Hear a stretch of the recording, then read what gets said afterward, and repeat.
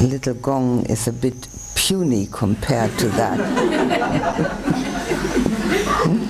But there's a marvelous example of letting go. If you were thinking while that clock tower was ringing the clock, or the bells rather, that you'd like it to stop, it becomes unpleasant. But if you just allow the sound to go right through you, it's utterly pleasant.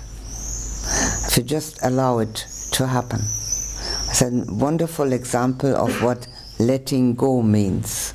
It will happen again. You can try another time. We'll stand up and stretch our legs.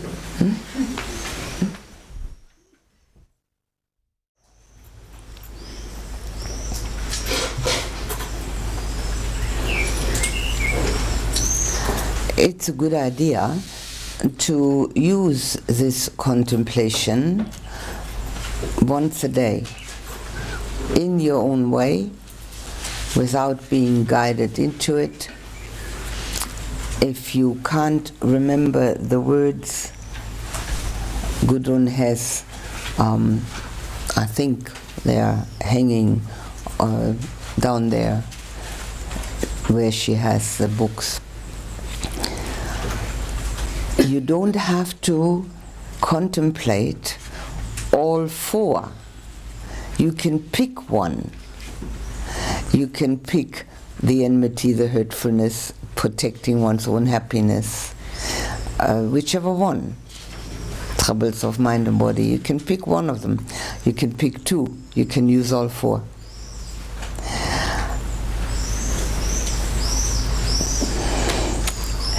And also, after you've done that contemplation for yourself, always think of other people, wishing them the same happiness that comes when you have seen how to let go of the unpleasant aspects.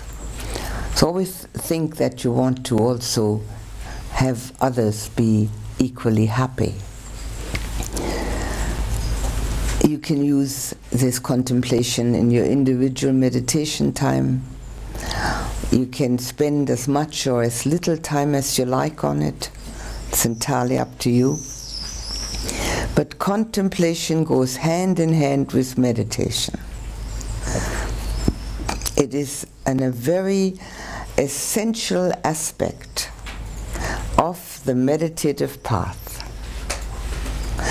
because it does show us things which we don't usually want to look at, or think we have no time to look at, or don't make the time would be better. And here we have the time. And here we have also the guidance of the Buddha's words, so it's an excellent opportunity. Having learned it in a meditation course, it's very common that one can continue to do that outside of the courses too. As I said, the mind is habit prone. It will do this habitually.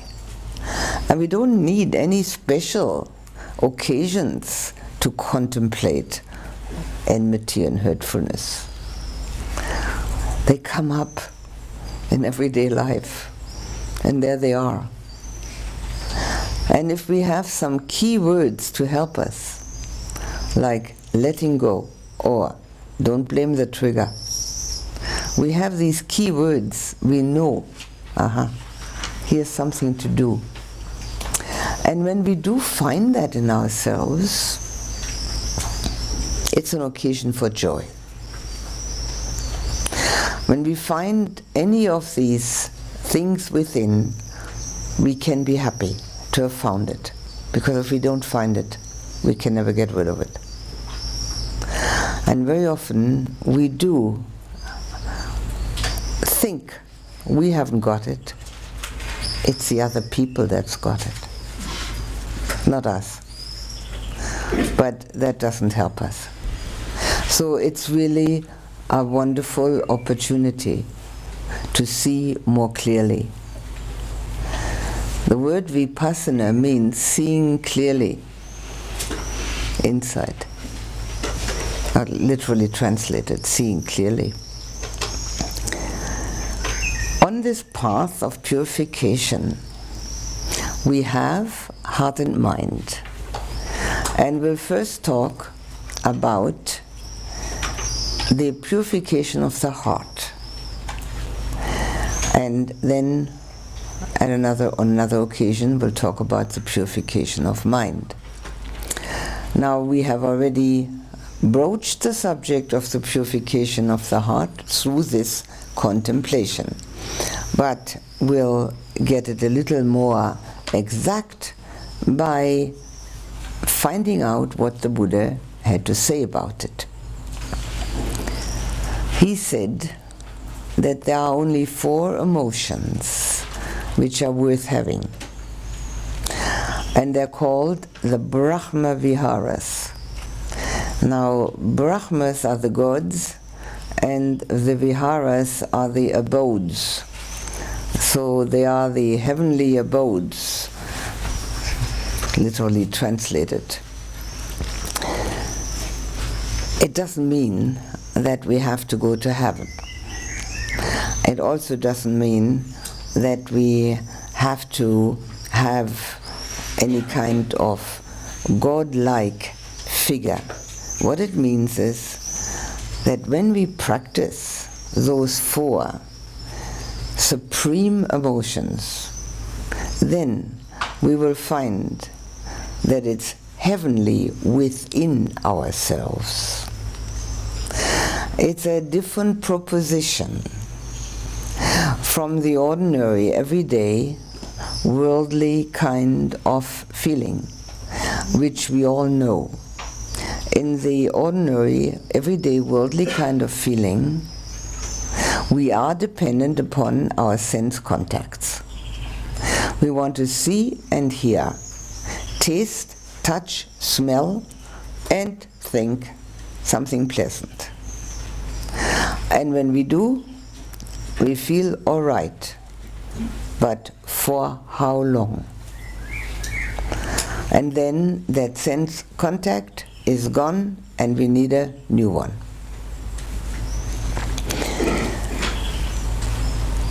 Because all of mankind lives in that way,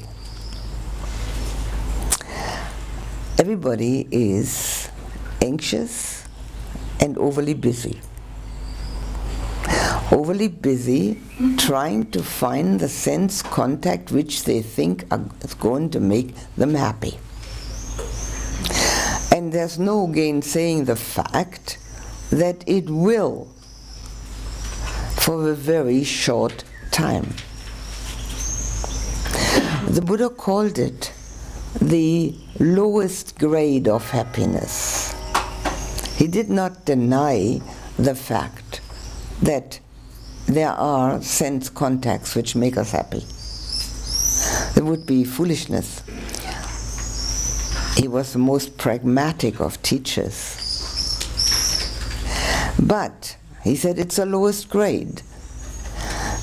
Not only because we have to constantly search for it outside for ourselves, but also because of the dependency we have, and because of the fact that the sense contacts are so short-lived. They are prone to change because of necessity. We can't keep looking at the same thing. We can't keep hearing the same thing.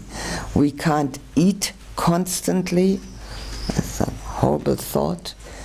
We can't ever think the same thing constantly. We're not capable of that. So there's no way we can embed that happiness within ourselves without having to search for a new outer impact. Now I think it is quite clear that happiness is something within ourselves. But most people who don't practice a spiritual path never think of it that happiness lies within, embedded within our own purity, and doesn't need any sense contact. In fact, sense contacts are troublesome. Just think of meditation for a moment. You sit in meditation and you hear noises. Well, that's disturbing. You look at something, and that's disturbing. Should you be eating or smelling or getting bothered by touch contact? All that's disturbing. And worst of all, thinking. Certainly disturbing. These are our sense contacts. Now meditation leads to inner calm and peace, and all those sense contacts are contrary to it. Which doesn't mean that we won't have any sense contacts when we are treading a spiritual path. On the contrary, we will have them. But having understood how very fleeting they aren't going to be priorities. They are just going to be happenings. And another thing which is going to happen is that we'll be grateful for those that are pleasing. Very often people take them for granted and only get irate if they get unpleasant ones, as if there had been a guarantee at our birth that we're only going to have pleasant sense contacts. Nobody has that guarantee. Now some people, we say, are very lucky. They have more pleasant sense contacts than others.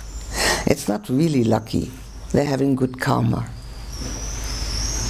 We'll talk about karma at another time. We can say lucky if we like. But for most people, we could say, as a generality, that it's 50-50.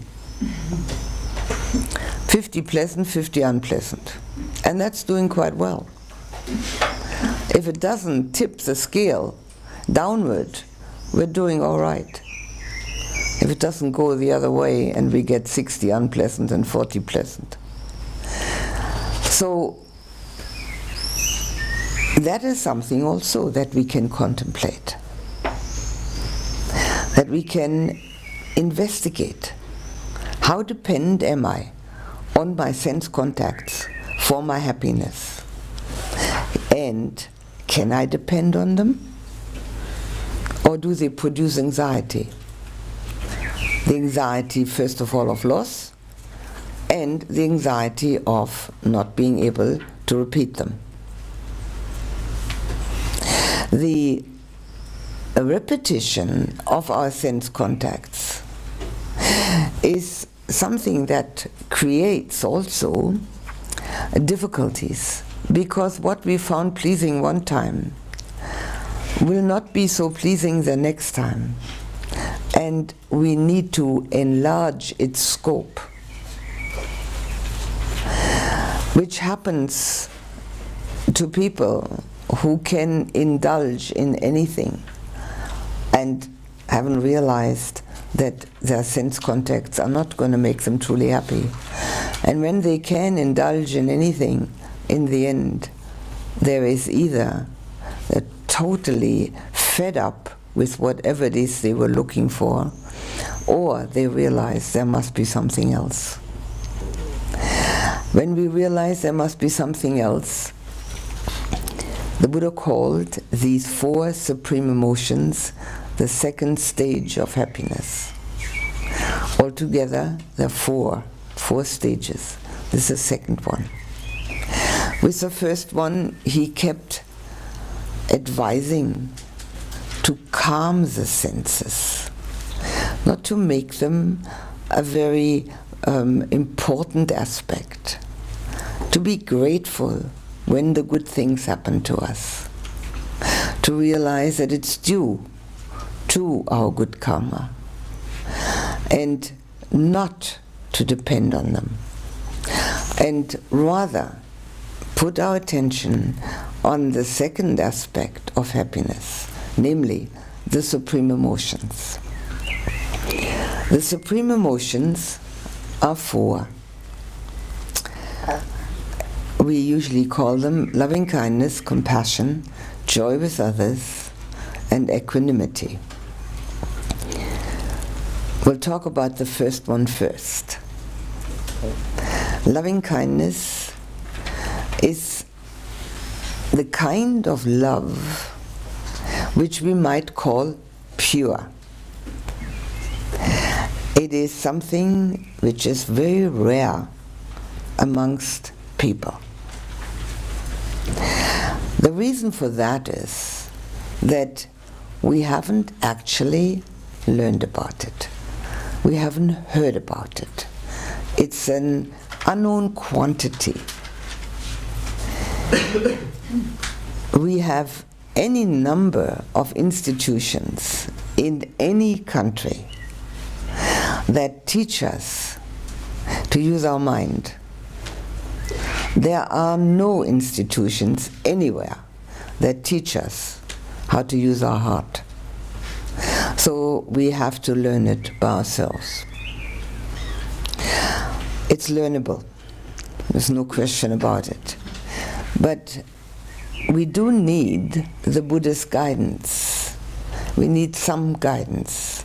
Most people. There are some notable exceptions, but they are exceptions. The ordinary person needs be shown a way to do that.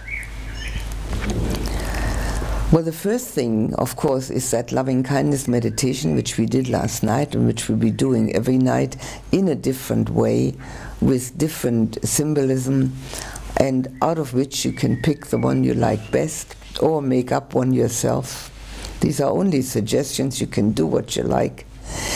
But there's one thing which I'd like to emphasize. Start every meditation and also every contemplation with loving kindness for yourself, in whichever way you like to do it. Now, we did a best friend last night. We'll do a different one every night. Whatever way you like to do it, but always start like that with your meditation. Don't forget. It's very easily forgotten, and very often when I question people, have you remembered? They haven't. So put it in the computer, and so that you can always get at it. Loving kindness for myself. I'm my own best friend. That's of course only one part of the whole practice. The reason people have difficulty or are not even acquainted with what it means to love in purity is the fact that we want to be loved. As soon as we want to get something, it's no longer pure. And people want to be loved. They want to find somebody that's going to love them. And then we kindly consent to love them too. And then very often we examine that we don't do it any more than the other one. Sort of put it on a scale, as if one could do that. And get pretty upset if we think that we are the ones that are loving more than the other one. Which may not even be true. The other one may not be quite as verbal as we are, or may not be able to show it so well.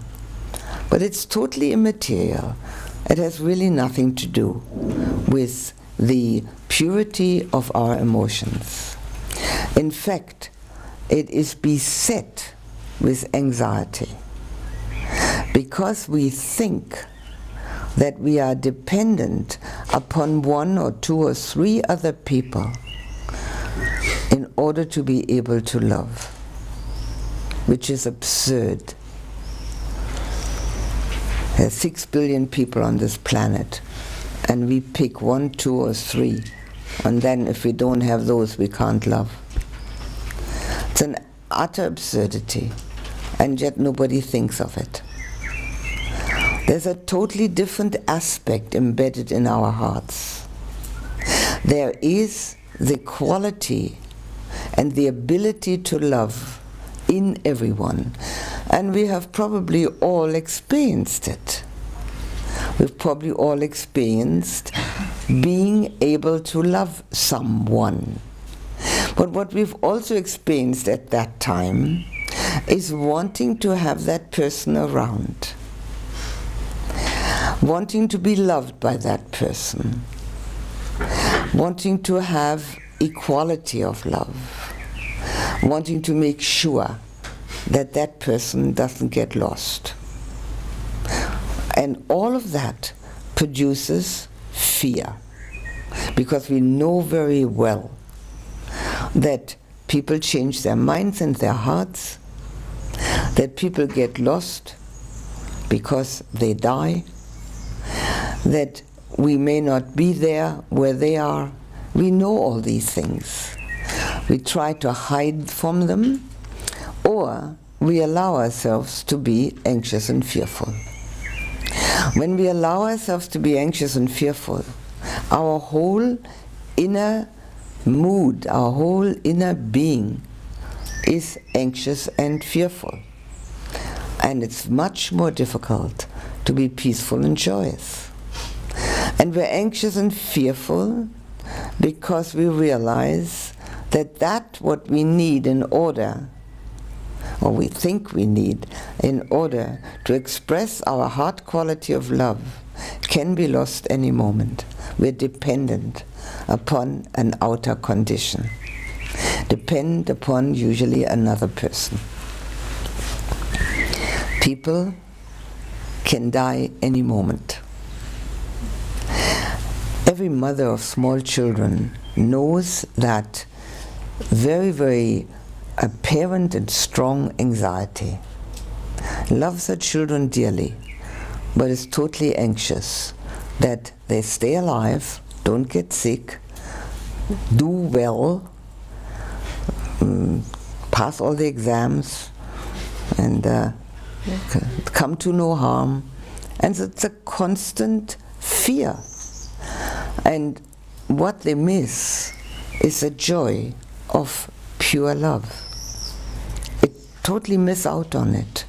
It appears once in a while, and they of course think at that time it's due to the outer condition which has arisen. One of the kids has done especially well, so it's wonderful for one day, and then the same anxiety again.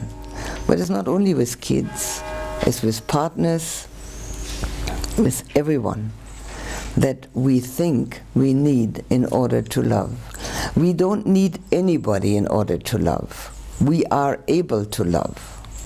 And only then, when we realize that we are able to love and practice that, then we lose that fear and anxiety.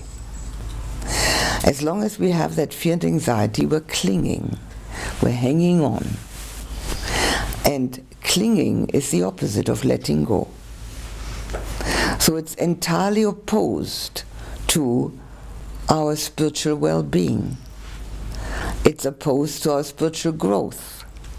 It's exactly that which keeps us bound in fetters.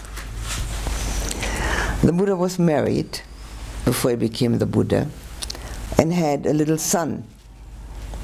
And when the little son was born, he called him Rahula. And Rahula means the fetter.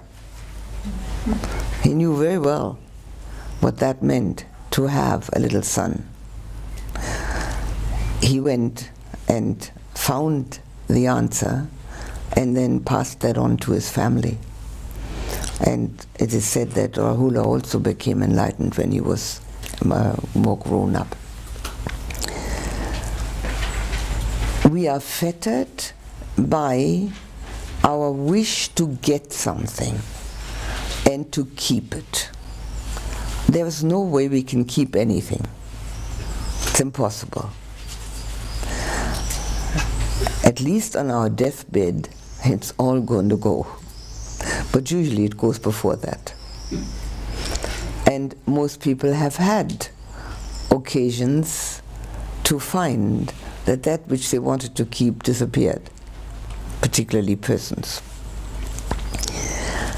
The fear which arises, the fear of loss, is very often not conscious. We are subconsciously afraid. If we recognize it, then we can also recognize that fear is part of hate. Doesn't mean we hate that person, not at all. It just means we hate the idea of the possibility of loss. So the love is extremely impure because it's beset with the opposite. It doesn't have that pure heart quality that it could have, which would make us, ourselves, happy and peaceful. I think everybody knows that situation where even with old established habits, there is still this kind of emotional dependence. We are dependent upon the emotion of others, their approval. We are dependent upon their finding us acceptable. And very often what we do is to create a situation within ourselves just in order to be acceptable. That's extremely unpleasant. It's more than unpleasant. It blocks all spiritual development because it makes us appear to be what we don't really want to be.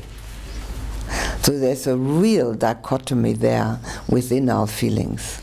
And all because we want to be loved. Now sometimes people would like to have somebody love them and they can't find anybody. And they think that's tragic. Or they had somebody and lost that person. And then all of a sudden they think they're no longer lovable, which is absurd. Just because one person changed his or her mind, it doesn't mean that one's no longer lovable. One is just as lovable as one has been before, or unlovable. There's no difference at all.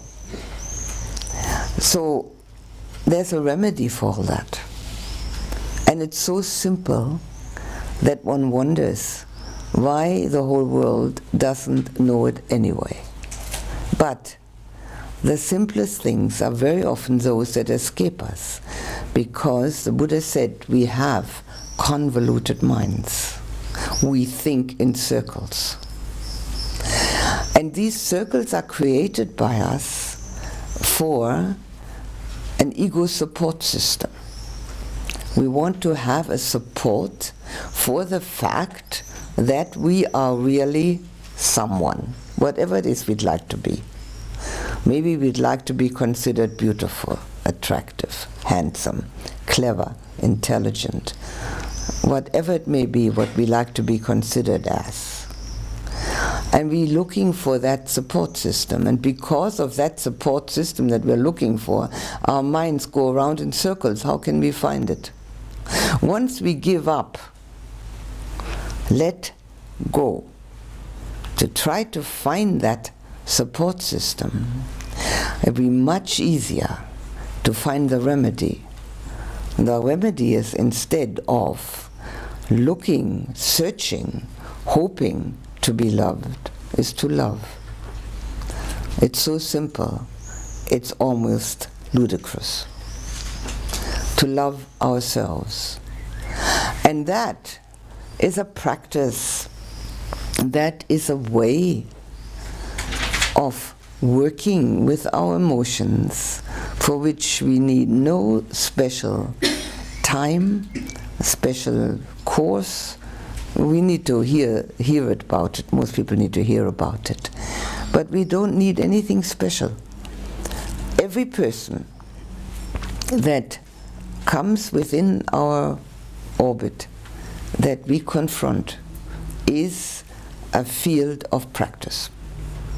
In Pali, a field of practice is kamatana, and usually we call kamatana the meditation subject. So we can look at each person as our meditation subject for loving kindness meditation. It doesn't matter who it is. Anyone. In essence, we're all alike. And to pick and choose those whom we care to love or care for, and those we don't, makes life far more complicated than it needs to be. But we need to learn that. So what we can do is we can start practicing here. There are lots of people around. And even though we don't talk to them, we have already made up our minds what they're like. We know exactly which ones we like and which ones we don't. So we can start loving them regardless whether they move around in their meditation, or whether they cough, or whether they eat too much or too little. It's totally immaterial. We can start working on that. It's a meditation, and it's one which purifies the heart, and purifies it to the extent that our other meditations, calm and insight, are so much easier. Any kind of resistance, any rejection, anything at all, whatever it may be, and maybe we think it's so justified, all of that is disturbing. We have no justifications for negativity, none whatsoever. That doesn't mean we can't discriminate between good and bad. Of course we can. If we can't discriminate between good and bad, we wouldn't know how to act and to behave. But we don't have any justification for rejection. Usually we say to that, we don't approve of the crime, but we can still love the criminal. It's work, inner work, because there's an instinctive and impulsive reaction to other people, whatever it may be. Sometimes these are actually karmic resultants of former lives, which we don't have to go into because we can't figure it out anyway. So it doesn't pay to get into that. It's a waste of time. The only thing to do is to love now. And if we find it difficult to do that, we realize then that it's very important that we do practice it. If we find it easy, we need to have some tests, and then we'll know if somebody blames us, doesn't approve of what we're doing, isn't supportive. Are we still loving? Or is there something within us which rejects that person? Which rejects maybe the whole situation. Our reactions become negative. Sometimes it's quite easy to love certain people, especially little kids, small ones. They're cute, we can love them. We can love somebody who's very kind and polite. But how about that person that is none of those things? Are we then making differences. It helps to know, and this is the next one of those supreme emotions, and we'll talk about that at another time. It helps to know that there isn't a single person alive that doesn't have dukkha, that doesn't have some troubles of mind or body. Even if they're smiling, cracking jokes, looking fine, they still got it. Existence is dukkha. And why? Because everybody wants something. And whatever it is produces anxiety. So that also helps to keep that in mind, helps to deal with the person which is not supportive, which is blaming one, which is creating a situation in which we don't feel comfortable. We can realize that that person is doing that because they don't feel comfortable. If we respond with impersonal love, we respond with unconditional love. We don't make a condition that they're nice, that they're lovable. We don't make a condition that that person is the one we can love, but it's totally impersonal and unconditional. The whole situation may change, and probably does. It changes because there is love now outside in our surroundings. It has come from our own heart. And within that atmosphere of love, it's much easier for the other person also to be at least pleasant, if not loving. So the teaching of the Buddha teaches actually this one thing: don't look to be loved, you do the loving. Each of these qualities has a far enemy, and of course the far enemy of love is hate. There's no question about it, it's easy to see. But the near enemy of love is affection. It's that which I have described, the clinging to one or a few people who are supposed to return one's love. To look for the return of one's love is about the most anxiety-producing emotion we can have, because it's constant. Now, if we are in a life-threatening situation, that's also anxiety-producing, but it usually doesn't stay that way. It changes. So it's not that long-lasting. But to look for the other person's love is something that continues. And the only thing we can do is to recognize that love is a quality of the heart.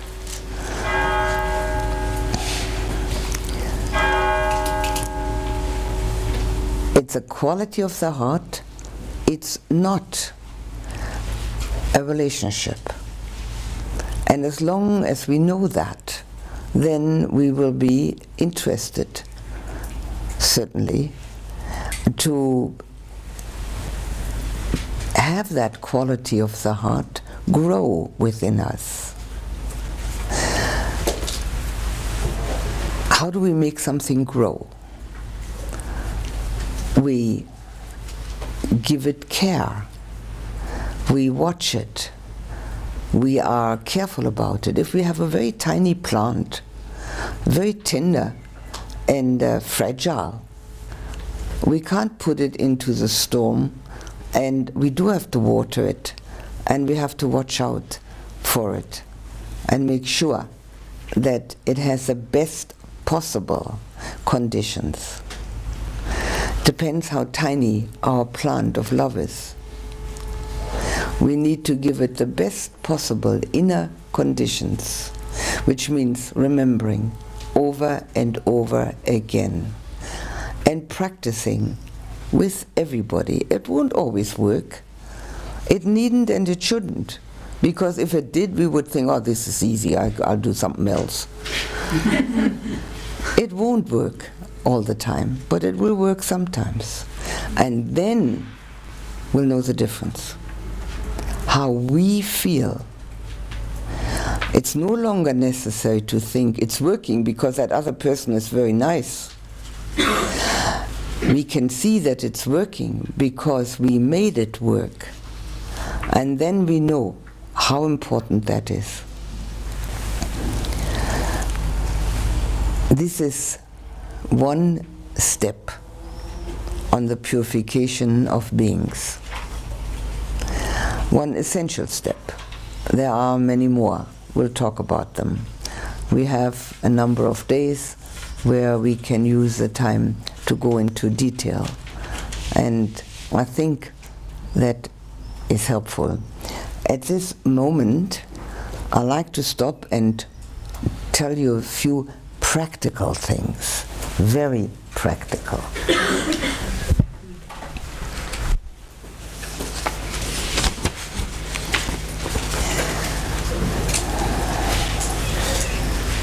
Maybe first some things that